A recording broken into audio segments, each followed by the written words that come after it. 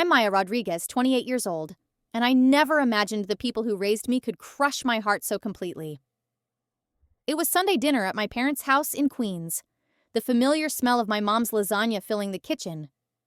I'd been holding this secret for 3 days, my engagement ring hidden in my purse, waiting for the perfect moment. "Jake and I have an announcement," I said, slipping the modest diamond onto my finger. "We're engaged." The room went dead silent. My dad didn't look up from his phone. My mom's fork froze halfway to her mouth. Then she set it down with a sharp clink that echoed like a gunshot. "Well, don't expect us to pay for anything. You're adults now. Handle your own wedding." The words hit like ice water. 28 years old, finally found my person, and this was their reaction. My chest burned, but I smiled anyway. I'd learned long ago not to show them when they hurt me. Then my sister Chloe squealed from across the table. "Oh my God, I have news too! Brandon proposed yesterday!" She thrust out her hand, a diamond the size of a grape glittering under the chandelier. Just like that, my moment vanished. Have you ever been invisible in your own family? Share your story below and hit subscribe to see how I finally fought back. 3 days later, I'm scrolling Facebook during my lunch break in Manhattan. My heart stops. There's my mom, beaming next to Chloe, holding up one of those giant novelty checks. $50,000. The caption reads, "Nothing's too good for our princess. Dream wedding. Here we come." I stared at that screen, my sandwich forgotten. Same week, same family. One daughter gets told to handle her own wedding. The other gets a check that could buy a house down payment. The betrayal burned deeper than I ever thought possible. The golden child versus the independent one. Growing up, I was the easy daughter. Maya doesn't need help.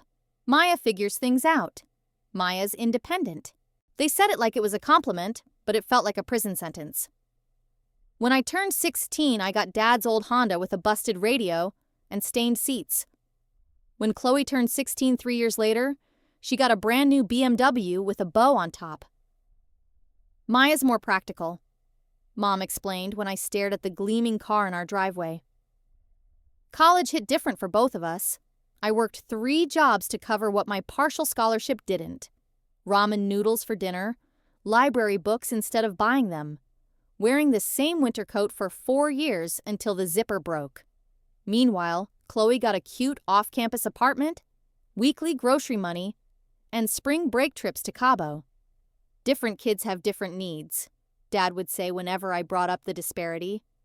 After graduation, I moved to Manhattan and busted my ass in marketing, working 60-hour weeks in a studio apartment the size of a closet. I ate cereal for dinner and walked to work to save on subway fare. Chloe moved back home and worked part-time at a boutique while finding herself through yoga retreats and art classes Mom paid for. When I got my first promotion, I called home excited. "That's nice, honey," Mom said absently. "Chloe just got her Reiki certification. We're so proud of her spiritual journey." When I finally paid off my student loans after 5 brutal years, I got a text. "Good for you." When Chloe decided to go back to school for art therapy, they paid her tuition in full and threw a Following Your Dreams party. I kept a mental scorecard, which sounds petty, but I couldn't help it. Every family dinner, every holiday, every achievement got measured. And every single time, Chloe's victories got parades while mine got polite nods. I convinced myself it was because I was strong, capable, the daughter who didn't need fixing. But deep down, I just wanted them to choose me for once. The phone call that shattered everything. 2 weeks after seeing that Facebook post, I was drowning in wedding vendor quotes. Everything cost more than I'd imagined. The cheapest venue still ate half our budget. Photography packages started at $3,000. Even flowers cost more than my monthly grocery bill. Jake and I had scraped together $15,000 over 2 years of skipped vacations and home-cooked meals. It would be tight, but we could pull off something small and beautiful. Still, some stupid, hopeful part of me thought maybe they'd want to contribute something. Anything. So I picked up the phone. "Hi, Mom, it's me. I was wondering if maybe you and Dad could help with some wedding costs. Even something small would—" "Maya, we already discussed this." Her voice turned sharp. "You and Jake have good jobs. You can handle your own wedding. Chloe's situation is different. She's marrying young. She needs more help getting started." "Mom, she's 25. I'm 28. How is 3 years? Don't do this, Maya! Don't be jealous. It's not attractive." Jealous. The word stung like a slap.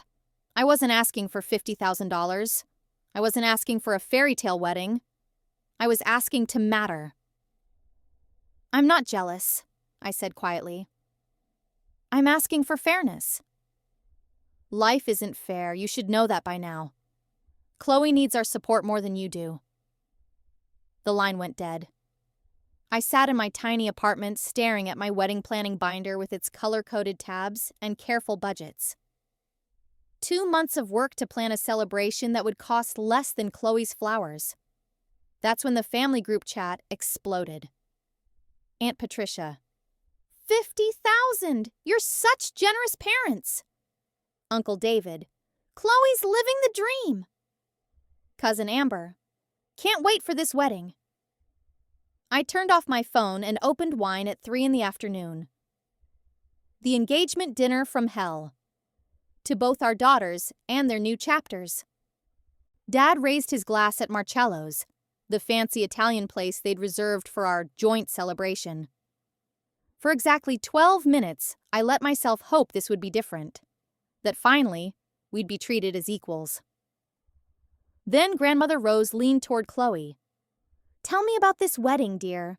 Your mother showed me the most gorgeous venue photos."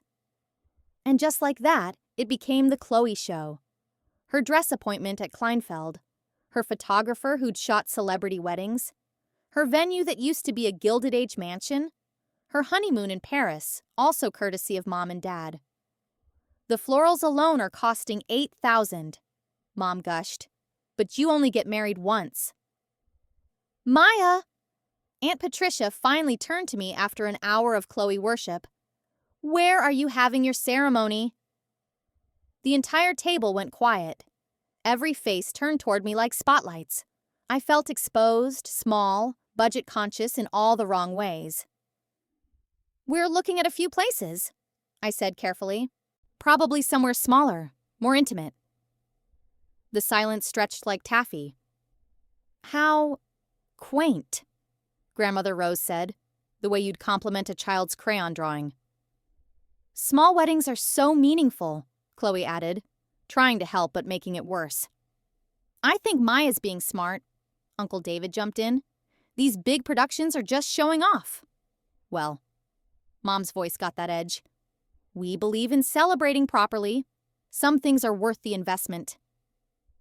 The implication hung there like smoke. Some things, some daughters, were worth investing in.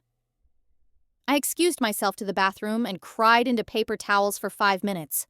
When I returned, they were scrolling through photos of Chloe's cake tasting. "4 tears," Mom was saying. "Look at those sugar flowers." I smiled and nodded for the rest of dinner, but something fundamental had cracked inside me. I was done pretending this was normal. The private confrontation that changed everything. The next morning, I drove to their house in Queens. I needed answers. I needed them to explain, in words that made sense, why one daughter was worth $50,000 and the other was worth a lecture about self-reliance. I found them in the kitchen, Mom making Sunday pancakes, Dad reading the paper like nothing had happened. "We need to talk," I said, skipping pleasantries. Mom's spatula froze mid-flip. "Maya, if this is about money again..." "Yes, it's about money. It's about Chloe getting $50,000 while you tell me to handle my own. Explain how that's fair."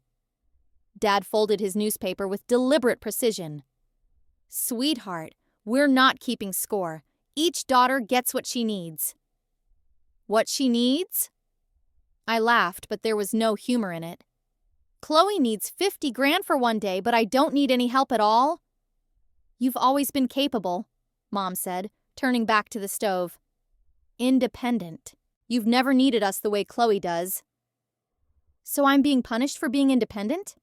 You're not being punished, Dad said coldly. You're being treated according to your capabilities. Chloe needs more support. She's 25. When I was 25, I was eating ramen and working 3 jobs. Different circumstances, Mom shrugged, and that casual gesture made me want to scream. Different love? The accusation hung in the air like a challenge. Mom turned around, spatula still dripping. How dare you suggest we love you girls differently? Then explain it. Explain how love works on a sliding scale. For a moment, something flickered in her face. Recognition, maybe guilt. I held my breath. Look, she said finally, maybe we can help with your dress. $500 should cover something nice. $500. 1% of Chloe's gift. Do you hear yourself? I asked quietly. You just offered me 1% of what you gave her. Don't raise your voice in this house, Dad snapped. We don't owe you anything. We raised you, fed you, sent you to college. On scholarships I earned. I paid for everything else myself. And look how successful you became. You're independent, capable. I'm also your daughter. The words exploded out of me. I'm your daughter too. Mom set down the spatula and looked at me with something cold and calculating. Maya, she said slowly, you've always been strong, the one who could handle things. Chloe's different, sensitive. She needs our protection, our investment. Investment. The word tasted bitter. Is that what love is? An investment portfolio? Sometimes yes, Dad said quietly. We invest where we see the best return, where our help makes the most difference. There it was. 28 years of truth laid bare. I wasn't worth investing in because I didn't need rescuing. I was self-sufficient, so I was forgotten. I have to go, I said, grabbing my purse. Maya, don't leave like this, Mom called. But I was already walking out, and for the first time in my life, I wasn't going to be the one to fix things. Extended family takes sides. Within hours, the family network was buzzing. Uncle David called first. Maya, I'm sorry about what happened. Your Aunt Patricia thinks you're overreacting, but I've been watching this for years. It's not right. Cousin Amber texted, Both weddings are exciting. Can't we all just be happy? But the real bomb came from Uncle David later that night. Your parents borrowed $20,000 from your grandfather for Chloe's wedding. They didn't even have the full amount. They'd gone into debt for one daughter while refusing to spend cash for the other. Thanksgiving was 3 weeks away, and I could already feel the battle lines being drawn. Team Maya versus Team Chloe. Team Fairness versus Team Tradition. For once, I wasn't going to be the peacekeeper. The bridal shop breaking point. 2 weeks later, Chloe called crying. Maya, I need you at my dress appointment. Mom's being so intense and I need my sister there. Against every instinct, I said yes, because despite everything, I loved her. Kleinfeld Bridal was every little girl's fairy tale. Crystal chandeliers, champagne service, consultants treating every bride like royalty. We had a private suite with Mom, Chloe, and Mrs. Chen, Brandon's mother. Maya, Mrs. Chen hugged me warmly. Congratulations on your engagement, too. At least someone remembered I existed. The consultant brought out dress after dress, each more elaborate than the last. Beading, silk, trains that needed assistance to carry. Every gown cost more than my entire wedding budget. This one's perfect, Mom breathed as Chloe emerged in silk and crystals. How much? This piece is $4,000, the consultant said apologetically. Done, Mom said, without blinking. $4,000. For one dress. For one day. Mom, it's so expensive. Chloe protested weakly. Nothing's too expensive for my baby, Mom said, her face lighting up in a way I'd never seen it light up for me. Money's no object for our Chloe. I excused myself to splash cold water on my face, trying to hold it together. When I returned, they were discussing shoes. Maya, the consultant turned to me brightly. When's your special day? Shopping for a dress too? Oh, Maya's doing something small. Chloe jumped in. Really intimate and meaningful. So much more romantic. The consultant's smile went plastic. How lovely. That's when I heard it. Mom talking quietly to Mrs. Chen while Chloe changed. We invest where it matters, she was saying. Chloe's wedding is about family legacy. Maya's always been practical. She understands. Family legacy. I understood perfectly. I wasn't part of it. I walked over to Chloe, radiant in her $4,000 dream dress. You look beautiful, I told her, and meant it. Thanks. I can't believe this is happening. Neither could I. I pulled out my phone and texted Jake. Emergency meeting tonight. The nuclear option. That night, Jake and I sat surrounded by wedding planning materials that suddenly felt like evidence of my stupidity. I can't do it, I told him. I can't plan a wedding knowing they'll compare it to Chloe's $50,000 production. I can't pretend everything's fine when it's not. Jake took my hands. What do you want to do? I looked at our budget, our venue deposit, our careful plans for a small but beautiful day. Then I looked at my laptop, open to our savings account.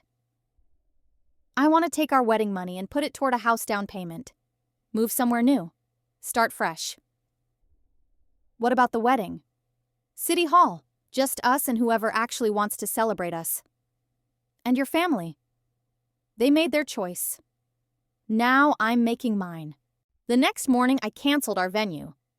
Lost the deposit, but I didn't care. Then I opened Facebook and typed the post I'd been writing in my head for weeks. This week, I learned I'm worth exactly $0 in wedding support, while my sister received $50,000. The math of love, everyone? For those asking about wedding plans, we're keeping it simple, surrounded by people who choose to celebrate us. Sometimes the most meaningful celebrations don't require your parents' investment. I attached the screenshot of Mom's post, the one with the giant check, and hit share. Then I turned off my phone and went for a walk. The social media explosion. 24 hours later, I finally turned my phone back on. 73 missed calls. 46 texts. My post had been shared over 3,000 times. The comments were a battlefield. Some defending my parents. Family business should stay private. Others sharing their stories. This happened to me too. Extended family choosing sides. Strangers debating fairness. Uncle David's comment stood out. About time, someone said what we've all been thinking. Grandmother Rose called, crying. I had no idea, sweetheart. I thought they helped both you girls. My parents' messages started angry and grew desperate. Delete that post right now. You're embarrassing us. This is nobody's business. Finally, Mom called, sobbing.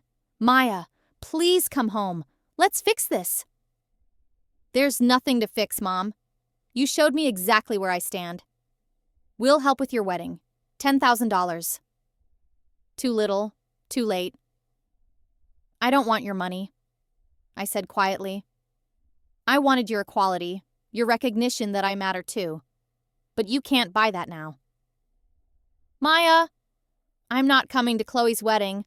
I won't stand there pretending while surrounded by $50,000 of evidence that I don't matter. You're being dramatic. I'm being honest. For the first time in 28 years. I hung up and didn't answer when she called back. 6 months later, the life I built. Jake and I got married at City Hall in Philadelphia on a Tuesday morning. 40 people who genuinely loved us, followed by brunch at a neighborhood cafe. The whole thing cost $3,000 and was perfect. My parents didn't come. Neither did Chloe, though she sent flowers with a note. I understand why you needed this space, and I'm sorry. Uncle David walked me down the aisle. Grandmother Rose flew in from Florida and gave a speech about being proud of my strength. But this time, it didn't feel like consolation prize. We used our remaining savings for a down payment on a row house in Philadelphia. My company let me work remote, and Jake found a startup job that paid better than New York. For the first time in my adult life, I wasn't exhausted, wasn't stressed about money, wasn't constantly measuring myself against impossible standards. Meanwhile, Chloe's wedding became a disaster movie. Venue problems, vendor issues, family drama. The social media backlash had damaged my parents' reputation. Friends started asking uncomfortable questions about favoritism. But, more than that, Chloe was struggling without the constant safety net. She started therapy to deal with what her counselor called learned helplessness. 3 months after her wedding, she called. "Maya, I owe you an apology. I never realized how differently they treated us. I thought that was just normal." "It's not your fault," I said, and meant it. "I want to earn back being your sister, not just expect it because we're related." It was a beginning. 1 year later, the math of love. I'm writing this from the front porch of our Philadelphia row house, watching Jake plant tomatoes in our tiny garden. We're hosting a housewarming party next month, the kind where everyone brings something because they want to be part of it. My career took off in ways it never could have in New York.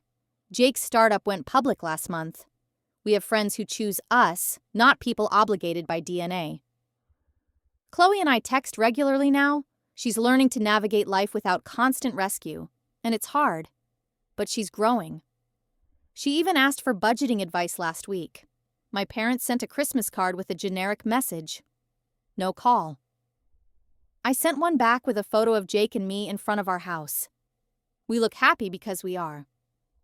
The hardest lesson I learned was this. Real love doesn't come with conditions or calculators. It's not earned through perfection or suffering in silence. It's given freely, or it's not love at all. Some families invest in their children equally. Others invest in whoever needs the most rescuing, whoever makes them look best, whoever fits their vision of success. I stopped waiting for the second kind to become the first. When someone shows you through their actions, through their wallet, their attention, their priorities, who you are to them, believe them. Then decide who you want to be to yourself.